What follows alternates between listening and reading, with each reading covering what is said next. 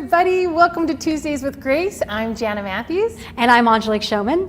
We are here to talk to you about one of our favorite machines, the Little Rebel. So welcome, welcome. We're going to have so much fun. We're going to talk about sewing and quilting and all the kinds of things that they're going to do, right, Angelique? Absolutely. We're also going to talk about how to use the foot pedals, how to use the different presser feet. How not to use the foot pedal. How not to use the foot pedal. That's a great one. How to use the bobbin winder, all those kinds of things. And so we're so excited to have you here. So please tell us where you're watching from, because we'd love to see where everybody is in the United States. We're having beautiful fall weather here. Oh, it's so beautiful. It's nice in the afternoons, can go for a walk, just that tiny bit of chill in the air that you need a jacket. Yes. It's just perfect. And it feels so wonderful. It's that in-between phase, right? Like you're done with summer, but you're not quite cold yet. It's just, and the leaves are turning up on the mountains. I call it reading weather. Oh, reading weather, I love that. Like it's just cool enough to curl up with your new quilt that you just made and read a book. And I love that. So hi Janine, welcome, and Brenda from North Michigan. Carolina. I lived in North Carolina for a while. Oh, fun. We had an event there. Brenda from Michigan, hello, hello. We saw some other people coming in, so keep putting those in. We're gonna pop them up as we're going along. We also want to hear what questions you have, right? Absolutely. Some people have the Little Rebel. Some people are thinking about it and have heard some things and they're not quite sure, is this right for me? So any questions you have throughout the broadcast, put them in. Angelique and I are going to do the best of our ability to answer any and all questions you have. So don't be afraid. Hi, Jerry from Washington. Welcome, welcome. Misty, hello. Thank you for calling us lovely ladies. Yes. But yeah, put those questions in as we go along, even if you're thinking like, oh, I don't have a question right now.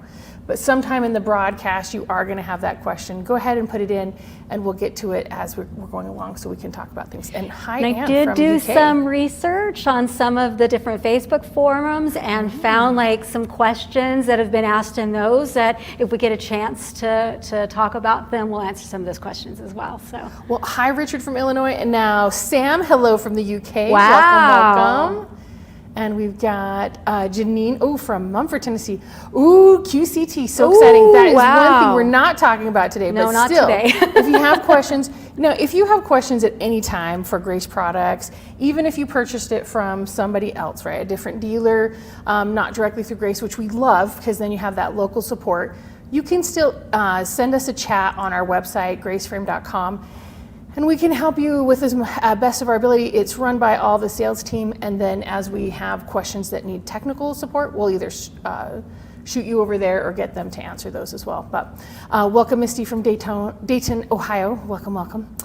So since we don't have a lot of time, let's get into it. Okay. Again, put your questions in. We'll be getting to them, but first we're going to be talking about sewing on the Little Rebel, absolutely. Right? And that's what we've got set up here. Yeah, and Angelique's going to sit down so that she can be the operator of the machine. The model. The model, yeah, exactly. And so we're going to come over here.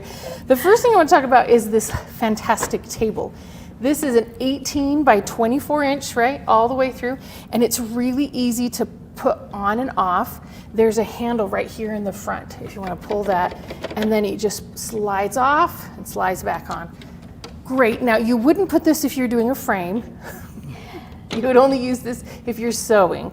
And what are some of the other great features about this table, would you say? Well, one of the things you'll notice is how your numbers are marked here. Ooh, so like yes. you just said, it's like 24, but it goes from 1 to 11 on both sides, and that's to help you keep your stitching very even. Perfect. If you're trying to do like, inch or half-inch spacing, again, just depends on what you're working on. And then we have these already built in. So I know some people, they'll get the tape and they'll put the tape on their machine. Yes. One, you have to make sure you're lined up with the plate. Two, the tape does eventually start to wear off. And I'm that girl that, I put the safety screen on my iPhone and pick it right off because there was one speck of dust. So if there's something starting to come up, I can't leave it alone. I have to peel it off. This is not going to come off. It's not. Right? And I love that if you're covering it up here, which happens so A lot, frequently, yeah. right?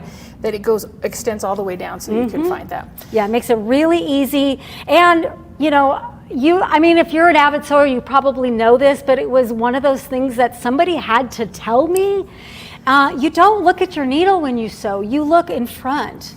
right? So, you know, if you've got a really big piece that you're trying to keep straight, you could be looking all the way here and making sure those pieces are lined up as you get closer and closer to here. So that's one of the advantages. That's a great one. I also love that this flips up. Whee! It gives you great access to that bobbin case area. Now, we've got an extra bobbin case over here. Yeah, I'm going to take one a of the look questions. at that. So I came across, and I'm going to do this over here so you can see it. I wanted to go over the anatomy of our bobbin case, okay? So on our GoPro, we can see if people are like, where's that coming from? Do I have that feature on the machine? No, this is a special camera we've got on here. Right, so this is basically the part that you would grab. So you have your little lever, depending on what part of the country that you're in, that's going to disengage. And when it goes in, that's what you hear snap, so that you know that it's in there.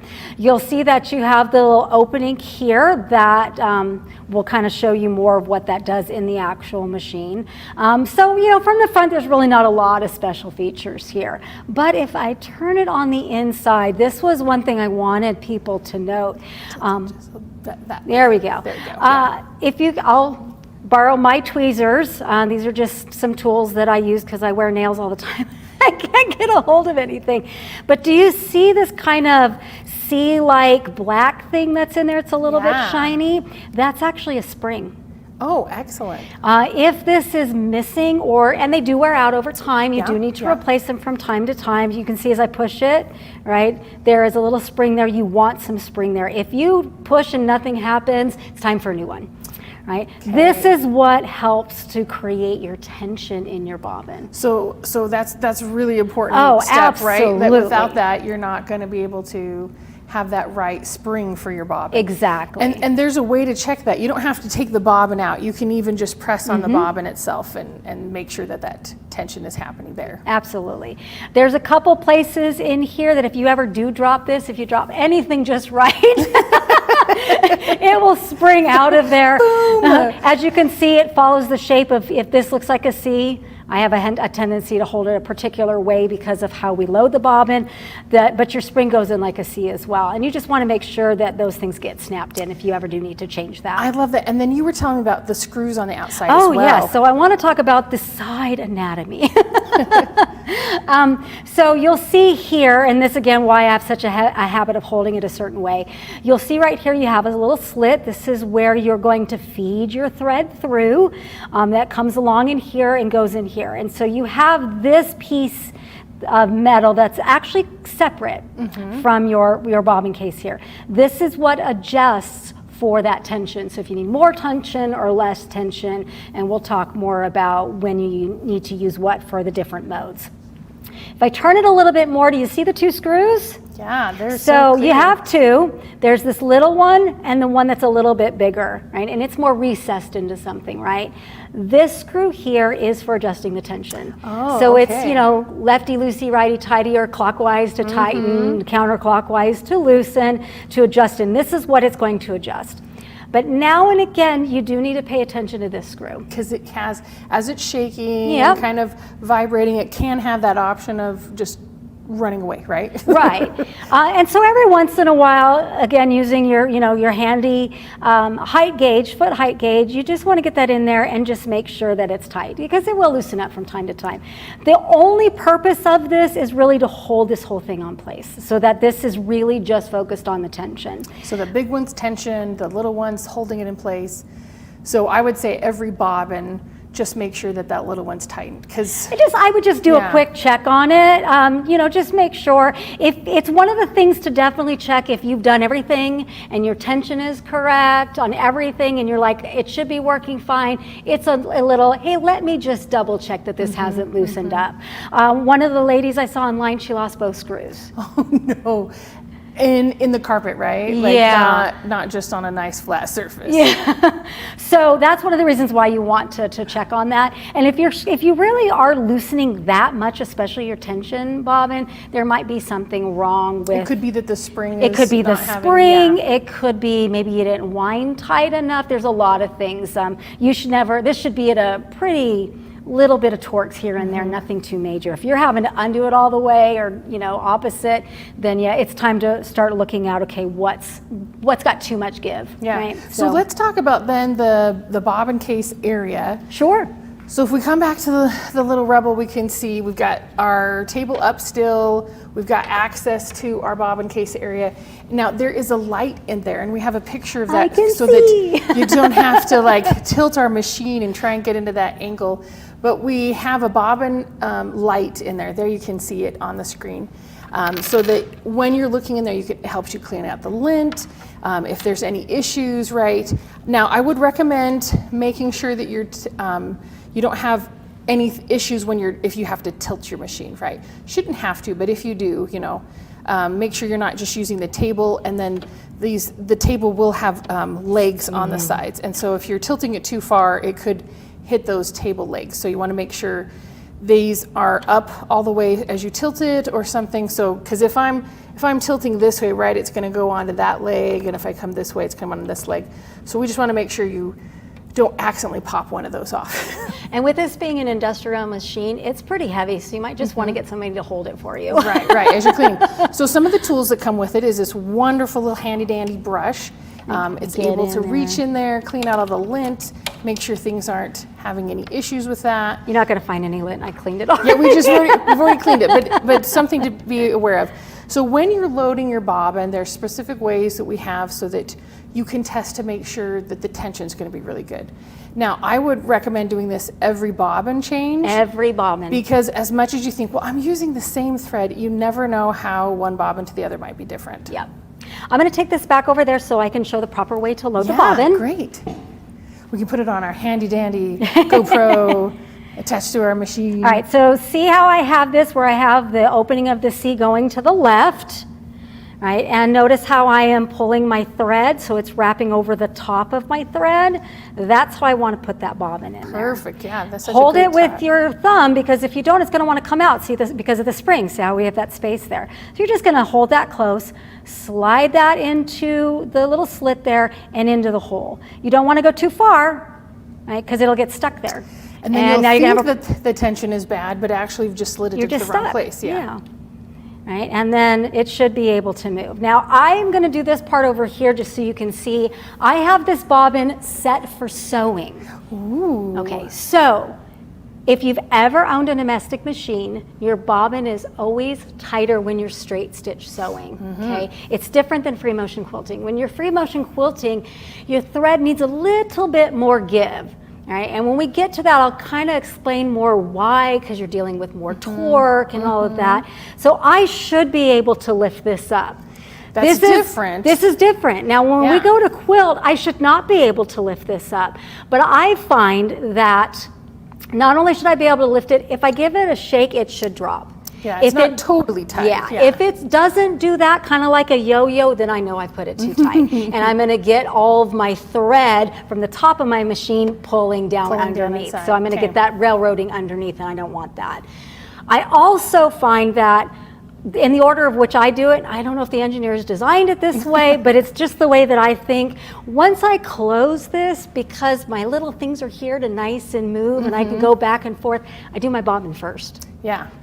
So a lot of people will hold this. I just can't. I just like the tiniest little hands. I'm the same way, and I don't have tiny hands, but I just can't hold that. It's easier to push it all in. Yeah. So I just make sure that I have a bit of a tail. That's another thing I wanted to point out.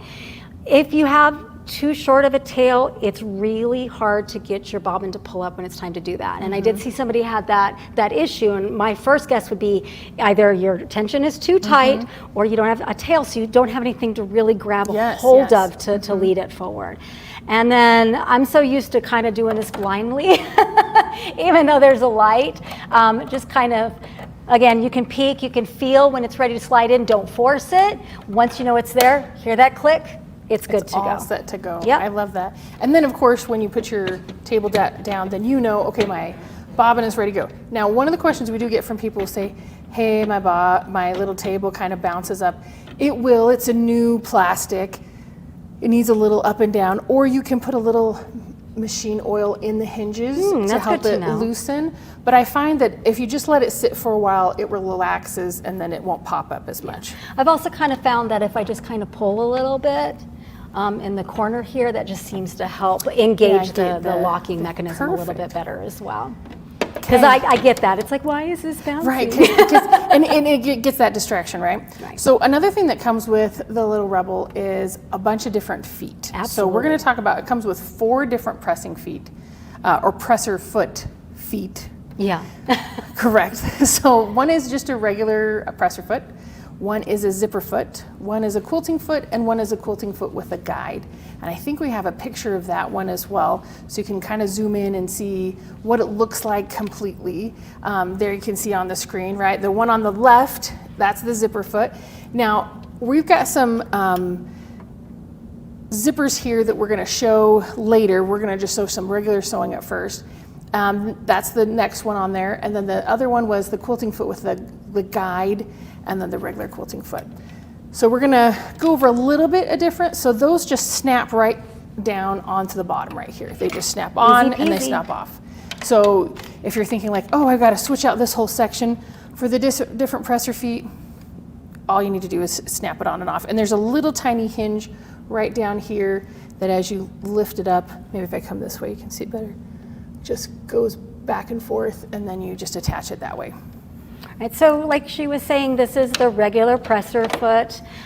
This is you would use for anything where you want to do like more of a 5/8 of an inch. So if you like to sew clothing, or you want a little bit more of a seam allowance, that's what's really kind of great for this. It's even on both sides. You just have some markings here, so you can actually do a 1/4 as well on this, because you've got your different markings for it on the 1/8 of the inches. This next one is what we call the quilter's foot. I'm lazy, I like to do that. Yeah. This is what I call the 1/4 inch foot. So we have that here as you're kind of sewing along. On the other side, this here is your 1/8. Oh, perfect. So you have all sometimes you those need ease. that smaller stitch, absolutely.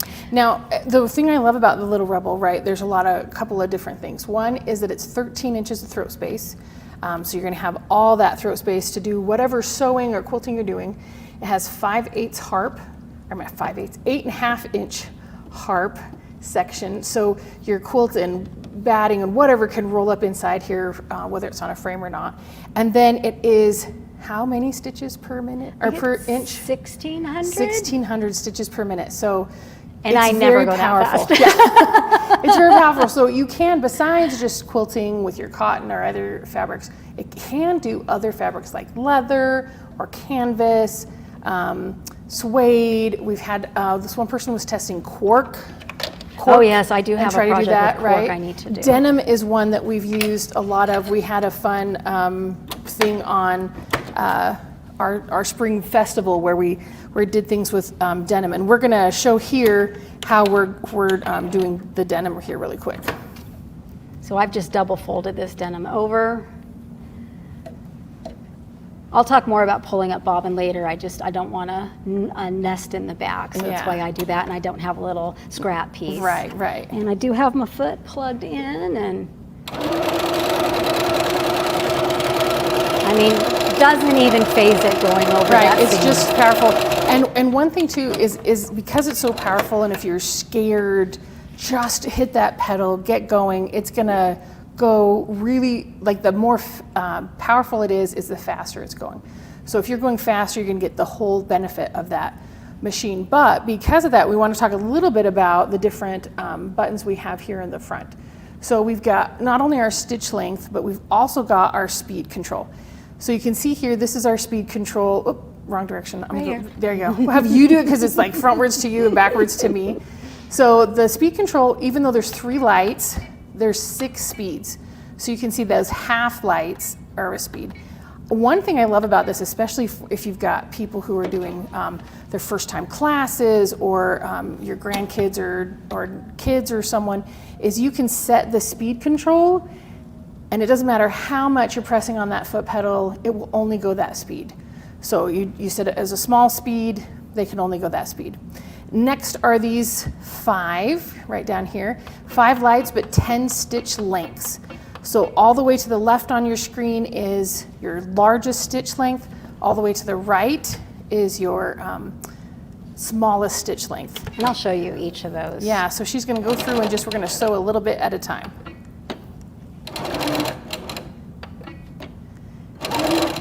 You can see switching back and forth, it gives you a little beep. It's all set. And it's this wonderful stitch as we're going along, longest to smallest. I'm running out of space. We're running out of fabric. We got to turn it.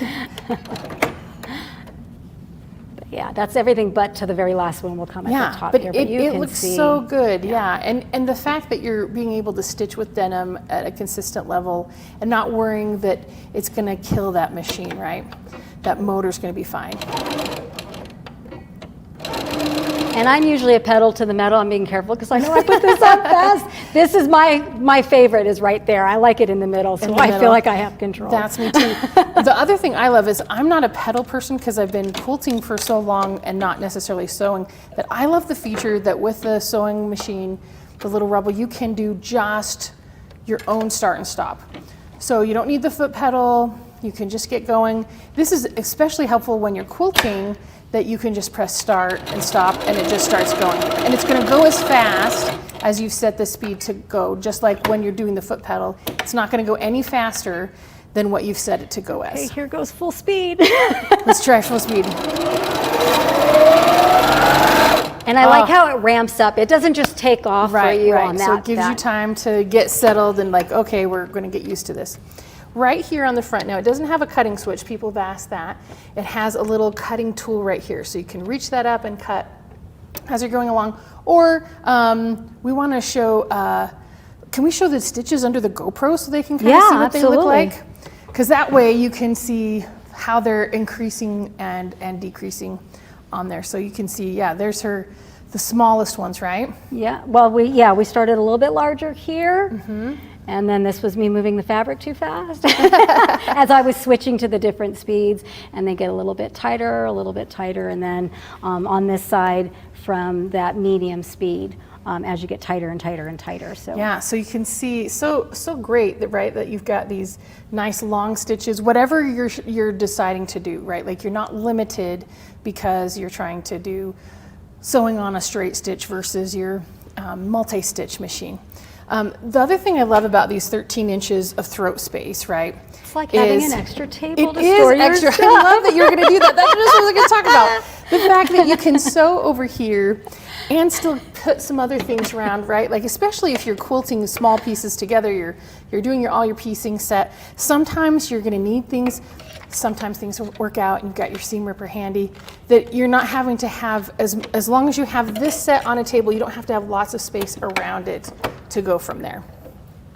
Okay, so let's do so much to talk about and so little time. We wanted to spend all day talking about the Little Rebel, but we're going to show just stitching on quilting fabric. So we've got our backing and batting, and Angelique is just going to show what it's like to just sew on this, not with the hopping foot. We're just going to show the regular stitching. And I like to have a tight stitch when I'm doing any kind of quilting, whether it's straight stitch quilting or not. So pulling up that bobbin. Again, that's just so I don't create a nest in the back, and that saves me from unpicking later. We always want to save as much unpicking as we can. Something else I wanted to show, can we talk about this button real quick? Because I want to set it the way I like it. Yes. So the needle down and needle up button, I do love this feature. So now we've got it needle down. Now if Angelique holds it down, it will hear a beep or a little noise. It will always stop in the down position from then on. And that's the way I like it. Yeah. Now I think we have a picture of all the buttons that shows each of them. Oh, there we go. So we've got that needle up, needle down, then the reverse button and start and stop. But I think we've got a big picture of all the different, there we go. So you can see all those different things, right? The 8 is the LED indicators, 7 is your speed control, 6 is your stitch length, 5, we'll talk about that more, the quilt mode button, needle up, needle down, reverse stitch, start and stop. And number 1, we'll talk about that as well. That's our fabric sensor or optical encoder. One thing that's really nice about the location of this stop button, it's right here. So it's not like I have to go finding it. I can just lift my hand to hit that, and I have plenty of control. So, because I haven't plugged back my foot pedal. So I'm gonna go ahead and get this started. This has your, what do we call this? A guide. Thank you. So this is our guide. If I want to create, whether I want them to be small or larger, but I want evenly spaced rows of straight quilting, I'm going to use this guide, okay? This first part of my guide is not going to really do anything for me until I create that first line. First line, yeah. It's kind of like a channel lock on your machine when you don't have a frame, when you first get started quilting. So we're just doing that first step.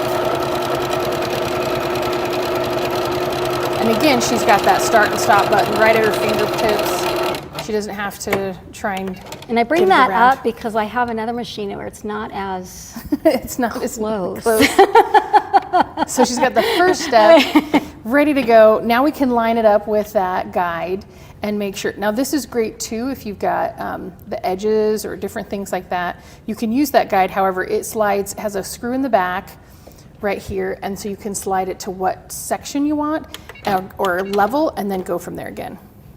Oops, I grabbed the wrong thread. There we go, that helps.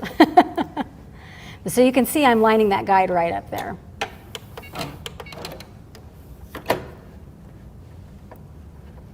Getting started again, always pulling those bobbin threads Yep. so we don't have to worry about them getting snarly or nesty or anything like that.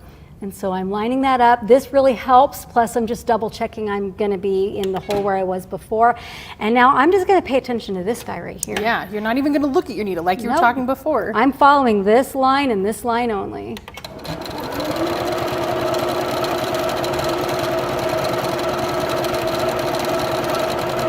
And see, now we've got those two straight lines coming out of the back here, perfectly lined up as she's using the guide.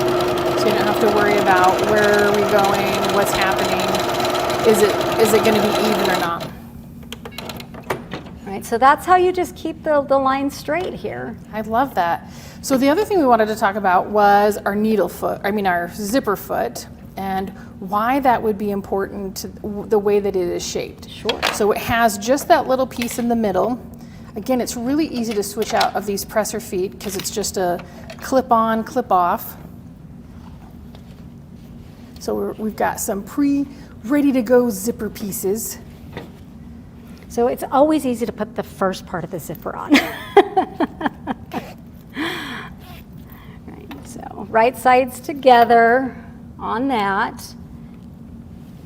And so this is going to help me decide. So if you've ever kind of noticed with a zipper foot, you've got a split in the middle and then two of the bars here, right, in order to do that. And that's because you want like the perfect distance to adhere your zipper, and then you always top stitch to make it pretty anyway. Right. But if you get it too close to the zipper itself, your zipper doesn't want to function right. Right. Yeah, because your then material you're having get in those there issues. and it's like, oh, why And did I do nobody's that? had a jammed zipper Oh, before never. with the fabric where someone's gotten it a little too close. So I'm going to want, since I have my zipper on this side, I'm going to want the edge to right along here. So it's going to be this side I'm going to want on here. Oops. Okay, so let me just move that out of the way. Now I know for sure where I want it. Okay. You can add it in easily with that clip. Yes. Right, so this is going to, if you look at this part of the foot here, this is what's going to ride along this line right here as you're kind of sewing that zipper on.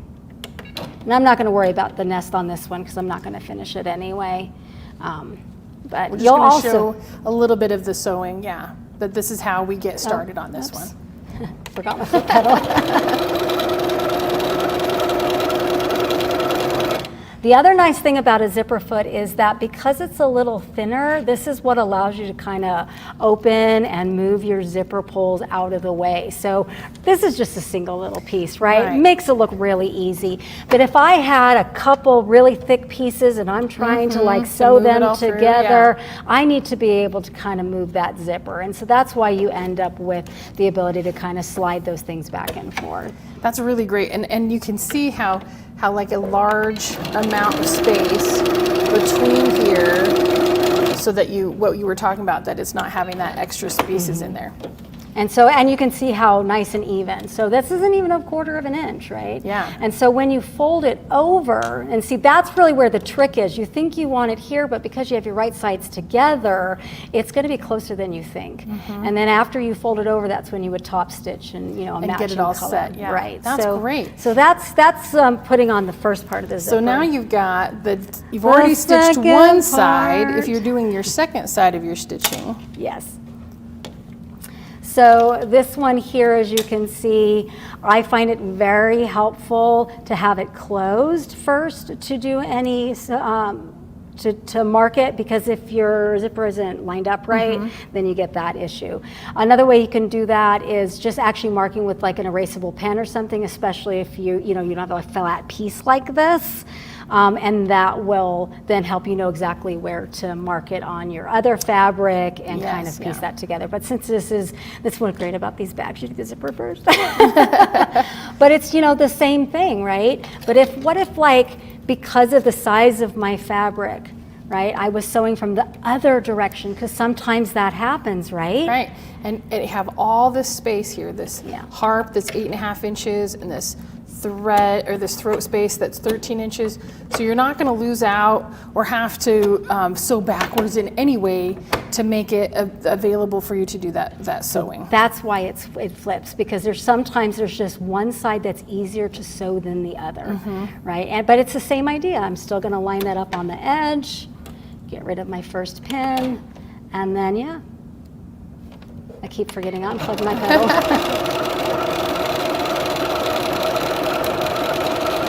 But yeah, it gives you kind of an idea there of what you would do. These are special pins; they're designed to sew over. So if anybody's like, "Oh my goodness," she's sewing over the pins. So other things about the Little Rebel that you may not be aware of is it has its own bobbin winder. We've got it right here now. On our thread, we've got 2 masts. One that comes up here and goes all the way down to the needle. One that goes here to the bobbin winder. They're different motors so that you can wind the bobbin technically instead of using the machine. You could do that at the same time, but I don't know anybody, but somebody else could come and wind it while you're sewing, I guess. But it has a start and stop button. You can see there on the screen, the button closest to you is the start. The button farthest away from you is that pause button, so that if it starts to wind around the post or it has any of those issues like that. You can also see that A, B, 1, 2. So the A, B is for your bobbin winding. B and A are going into your bobbin, and 1 and 2 is going to your thread mast. So you're going to have all those issues. Now we did have a question where someone asked about threading or oiling the machine. So I just want to open this up here really quick to show how easy it is to do oiling on this machine. It's just right down here at the base.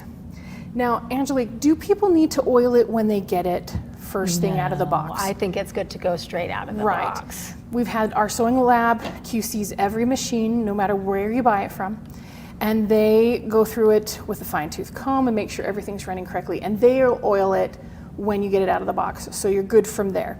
Then you want to follow the instruction manual. I think it's every other bobbin and so many hours of stitching, so that you'll know where to thread or oil it, and not only in the bobbin area, but just right up here. But really easy to do. And we really recommend you don't just drop the oil in here. Because it doesn't need a lot of oil, and you don't want to over oil it. That can, you can mess up your fabric or something like that. So put a little oil on your brush, and you get to clean and oil at the same time. And the nice thing about it is that does give just a little bit of brushing on there. You're not going to have it soaked up. And then you're just going to turn your wheel for both of them so that it just goes through the whole system easily going through. Yeah. I like to take my needle out.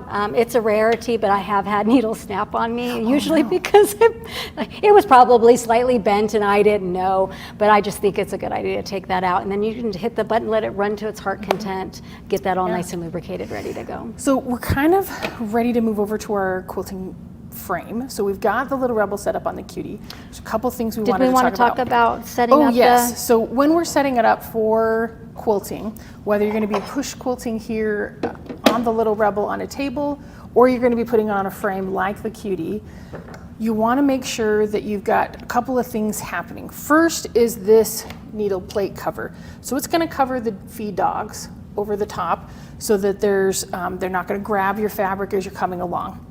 And you can see there's a little hole right here that matches the hole in the plate. So you can slide that over, make sure it's going that way. And we're going to take off the presser foot and put on the hopping foot. Stay. Now there is a little tiny screwdriver that comes with it. We've got it right here. I just can't do anything with little things because I don't have the dexterity. Right, so it's just a regular flat head screwdriver. You don't have to worry about, oh no, is this the right screwdriver? Just that as long as it fits in there, it's okay. Whenever you're tightening something, it's important to make it firm, but don't tighten it so hard that you can't undo it later, right? You don't want to strip anything, you don't want to tighten it too much that way. But it has to be tight enough that in the sewing and the vibrations it doesn't fall off. So, yes. So finger tight's not quite enough. You You do the little bit of torque. turn, yeah. Now one of the things that I recommend that you do, and you need to adjust your bobbin tension Exactly. anyway, is I take my bobbin out. One, it reminds me I'm going to need to adjust the tension on it. And two, with this closed, when I put this on here, my bobbin thread won't be in the way. It won't get caught. Yes, or you don't have to thread it through or try and Which figure is out really anything hard like to that. do, Yes. right? So it's a two-stepper for me. Remember, this is good for sewing only, okay? And how do I want it? Let's see if you remember the instructions I gave you. Yes, so you want it to be able to stand up on your hand as you're pulling, but not to come off your hand. If it lays down on your hand, that's too loose. So you're wanting to have it stand up, and then as you're pulling it, it's gonna come, it doesn't come with it, right? That's what she had with the yo-yo factor. She hangs it, right? That's sewing. You want it to slowly come up and just stay on your So hand. I'm gonna go crazy here. I'm gonna do it really loose. You're gonna do really loose to Really show what it's loose. not supposed to be. Yeah. Let's see if I did it loose enough. Oh, like it's just, It's laying on your hand. yeah, it's falling over. It has like absolutely, it's gone, right? So that's way too loose. We're gonna tighten it a little bit more. Little bit at a time. Nope, still too loose. Something else I've kind of noticed too, especially if you have a freshly wound bobbin, as it goes down, if it's right up against there, it's going to affect your tension, right? Yes, yes. So I'll just kind of pull for a little bit until I get a consistency in how it's pulling before I will finalize my tightening. Because nothing worse than like, my tension's right, and then you just use enough of that bobbin. And you're like, what happened? Does I that didn't do sound like anything. something that's happened to me before? Yeah, so we're getting there. And reminder, you just want it to stand up in your hand, but not be picked up from it. So like still feels a little bit loose. I'm liking that. That's feeling pretty Perfect. good. Like Yeah, I that can looks feel really it wants nice. to lift, But it just doesn't have the can't. strength. Yeah. But it's definitely standing on its own, so that's a good thing. Okay. Now, I know I said you need a tail. This is ridiculous. You don't want too long of a tail, because that might cause problems as well. Just gonna put that back in and listen for the click, then we know Click, it's all click. the way down in. All right. And then we're gonna set our hopping foot guide. So we wanna make sure that we're using the tool for that. We wanna make sure that we're setting it so that it's not going to be too tall and it's not going to be too short. Because if it's too tall, then the needle base or bar will slam into that hopping foot set. And some people have said, oh, my hopping foot fell all to pieces. I don't know why. Well, it's probably because your hopping foot was set too high, or the hopping foot will be set too low and then it'll pound into the base of your machine, and you don't want that either. Okay. The other thing too, when you're adjusting your hopping foot, so we have this set for this and frames a little bit different. So let's talk a little bit about push quilting. I definitely like to have the piece or something very similar to what I'm going to sew on here. And as you can see, I already have my foot down. That is wicked too high, right? So That's you're gonna going slam into it, yeah. You're going to start. This was something that I was like, oh, I feel really dumb. So if anybody else has done this, you'll understand. I never thought to put the needle down first, and I was always afraid that I was going to like hit this. But that's what this goofy little thing here is for. Who knew, right? So you're going to slide that there. My arm is down here, so my tension is engaged, and you can see there's a little too much space. There's a lot of space there, yeah. So we're just going to give that a little loosen and let that kind of fall comfortably, because it is going to bounce. It does need to move a little bit. That's why it's a hopping. It's going to hop. Right. Another one is a pressing foot, right? It doesn't hop. Yeah. It presses the fabric down. So that should be pretty good for our quilting. So if you can just show the tool again without your hand right there. I think people were they were kind of seeing, yeah, just so that they can get see my it. hand out the way. There we go. You go. Right? There you so can see how it's good. engaged through the needle plate right here, or through the needle that's down, and then you can see how that is connected with the hopping foot right there. Yep. Before I will kind of lift this up because we're not ready to quilt. When you are in the Q mode, this guy's engaged, right? Yes, so that's that optical encoder. It allows stitch regulation. Again, when we talked about it, 1,600 stitches per minute, that means per minute. That's how fast it can go. It's able to, you can see it on the screen there, that optical encoder. But the way to use that encoder, it's optical, which means it sees things. So it's not affected by color, it's affected by something being on top of it.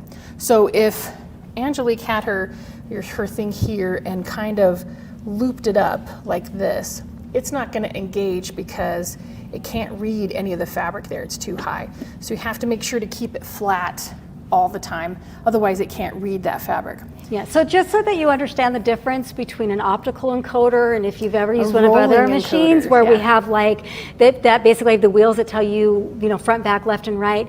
Optical, just like she said, it's a laser. It shoots the light up.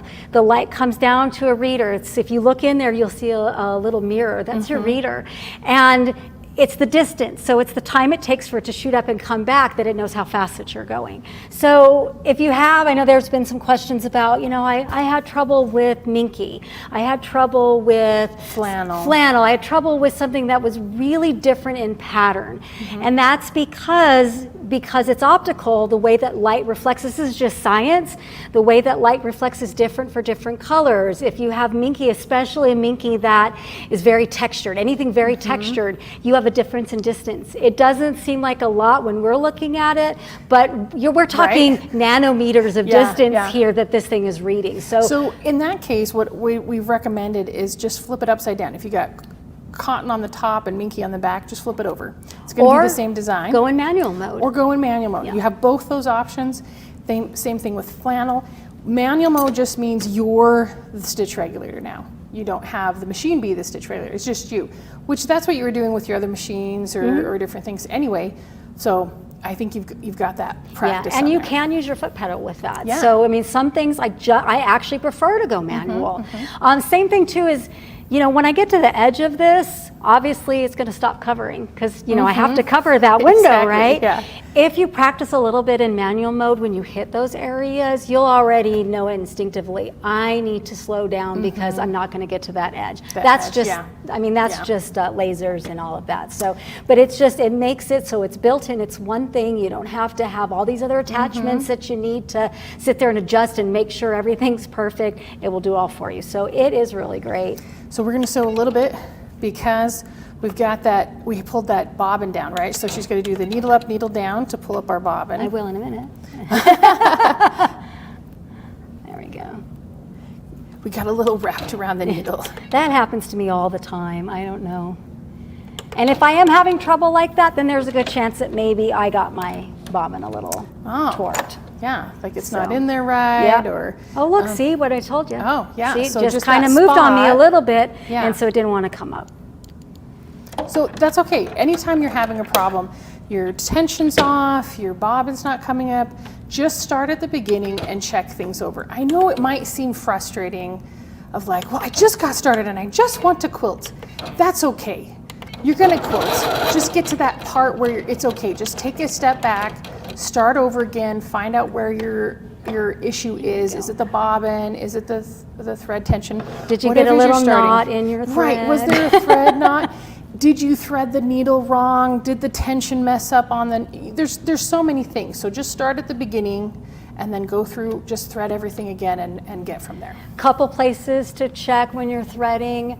Make sure your thread actually goes through these two things. It's really easy to sneak behind it. It's called flossing because it goes all the way down. Just like when you're flossing your teeth, you go all the way to the gums. You don't stop halfway through your tooth. Yeah. You want to go all the way down those 2 points. Same thing with this one here. The discs at the top and the discs at the bottom. And another reminder is when your presser foot is up, the tension knob right down here disengages. And so if you're trying to thread and use your tension and then put the presser foot down, it may not have flossed correctly because it's going to re-engage again once you put that presser foot down. These are also places to double check and clean, because if you do have that little scrap or fuzz or something, That that's might gonna slow things down. It's going to Yeah. affect your tension. All right. Okay, so we're going to start over again and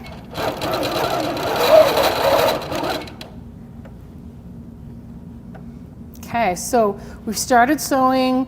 We've got our hopping foot on. Now we're ready to say, okay, I'm ready to start with my quilt, right? I've pieced it, I've done a little hopping, but now I want to come over here to the frame and see what that looks like, right? There's some tools on the frame that are really helpful. One, we have the overhead handles. These have some spots for bobbins, needles, scissors, seam rippers. Not that anybody needs that. Goes through the whole thing. But you can see this sets up just the same way, the straight this way, we're gonna come this way. So when we start sewing here, we've set up the hopping foot. One thing we've done here is we've set up the ruler base. So you can see on here, we've got this whole ruler base. What that does is, that's different than this table, right? The table is for sewing, the ruler base is for quilting. And so this base, if we bring the machine all the way forward, it could potentially bounce, but you have to make sure you're extending your frame as long as you need to get that into set. And that's what I did here. Now you'll have to take this off, flip it upside down, untorque the things, and move everything to the first that one. So we'll show you that later. If we have time. If we have time. But we wanted to show sewing this with the hopping foot so you can see what it looks like differently. So let's talk about what another thing that comes with the Little Rebel, so you are ready for frame sewing, is you have your start and stop right here, and that plugs into the same place as your foot pedal Now plugs that into. only works with the Little Rebel. If you have a domestic machine, you either need a speed control or a stitch regulator or something like that to help you have the start and stop button other than your foot pedal. Or you can just get a foot pedal and extension and use your foot pedal that way. And it also has the up and down needle, so that we can bring up our bobbin. Always want to bring up our bobbin, so again, we don't get that rat's nest. So while you're showing that, Angelique, I'm gonna address some questions and while you're sewing so people can watch that. So Carla says, my presser lift comes down so low that I have a problem putting my feet on. The feet will not go into the presser shaft. What can I do? So for that, Carla, it is a lower height than a lot of other machines. The Little Rebel does have a smaller section. I would recommend taking the presser foot off and putting the new foot on and then putting the presser foot back on again. That gives you a little bit more space to deal with that way. Another question that we had was, someone was asking again, what's the throat space? So this is a 13-inch throat with an 8.5-inch harp. So you're gonna have space to do all those things that you're needing, right?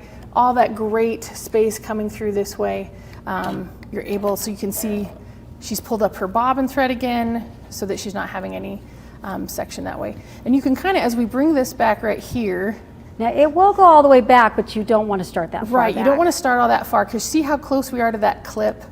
And then we're gonna hit this clamp right here on the side. So you want to give yourself a good inch or so. Right, so you want to give yourself, don't plan that your whole thing is what's showing, because also the machine comes all the way to the right and is stuck, have about 6 inches, and all the way to the left gets you about 6 inches. So even though you have this whole section of quilting top, you think there is some limitation. So here's that look at that ruler base that's connected right here. You can see it detaches on the back and then goes towards the front.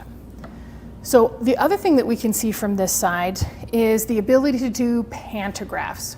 So you can see the handles that I have right here, and we've got this laser. I'm going to turn it on and off so you can see that little red dot right there. I'm going to point it out. So as we turn it on, we would be sewing from the front, but we're moving it in the back so we can trace this along. So we're going to come, I'm going to push the button for Angelique from the front, or you can move the handles from the front to the back. Either way, right? You can actually leave the handle if you're like, I don't want to deal with all this. Yeah. And just move this guy back. Move it to the back, and then you're set to push the start and stop at the same time as you're going, so you're not having to reach forward, right? Those are all those tools that are really helpful to get it going. Because I don't know about you, but my husband doesn't help me go out. There's not an additional person to help quilting. I just want to check my distance. I didn't really set this, so like this is as far as I can go. So that tells me where I'm going to need to move that pantograph. Now, you can get all kinds of pantographs from the internet. You can draw your own. You can use a children's coloring book.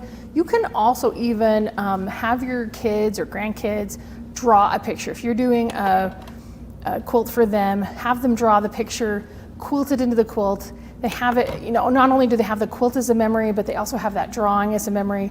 So everything that they're working on, they'll be able to, appreciate all that time. So now she's following along. You can see that red line following this pantograph.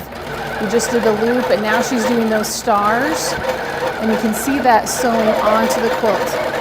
Now people will ask, can we put the laser on the front part of the cutie and the little rebel? But this one is designed to be on the carriage. That's why it has the handles in the back. Easier for you to pay attention watching that pantograph. Again, she's not watching the needle. Of course you want to watch it occasionally, make sure it's still sewing okay.